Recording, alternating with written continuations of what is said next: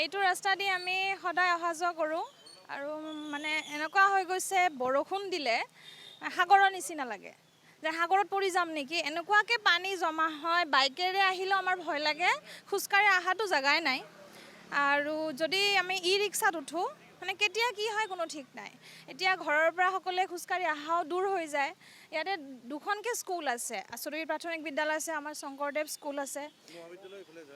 এফালেদি যায় কলেজৰ ল'ৰা ছোৱালী এফালেদি যাব লাগে গতিকে ষ্টুডেণ্টবিলাকৰ যে কিমান অসুবিধা হয় বৰষুণ দিলে মানে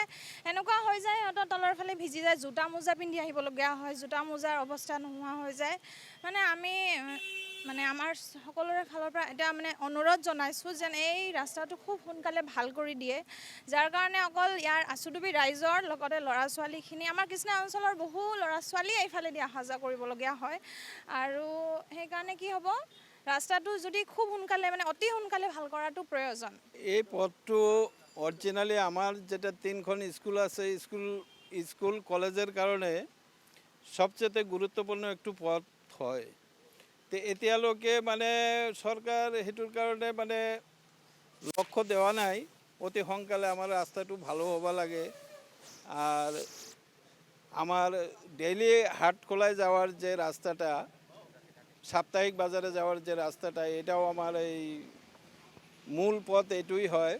তো গতিকে সরকারের কাছে আমার বিনম্র নিবেদন অতি সোনকালে আমার এই রাস্তাখানি করে সৰু সৰু বাচ্চা স্কুলে যারা যায় তাদের সহায় করিবা লাগে তো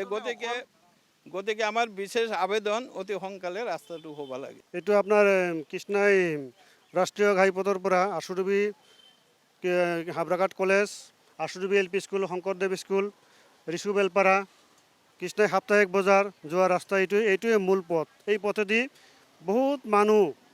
যাতায়াত কৰে ছাত্ৰ ছাত্ৰী যাতায়াত কৰে ব্যৱসায়ীসকল যাতায়াত কৰে গতিকে এই ৰাস্তাটো মানে যি দুৰৱস্থা এই দুৰৱস্থা মানে কৈ তত নপৰা অৱস্থা হৈছোঁ কি ক'ব মানে ছাৰ আমাৰ ইয়াত কৃষ্ণাই আঞ্চলিকৰ চবচে ডাঙৰ মেইন ৰাস্তা এইটোৱে ইয়াত শংকৰদেৱ স্কুলখন জড়িত হৈ আছে এখন এল পি স্কুল জড়িত হৈ ইয়াৰ পৰা আপুনি কলেজলৈকে যোৱাৰ ছাত্ৰ ছাত্ৰীখিনি প্লাছ আমাৰ সাপ্তাহিক বজাৰ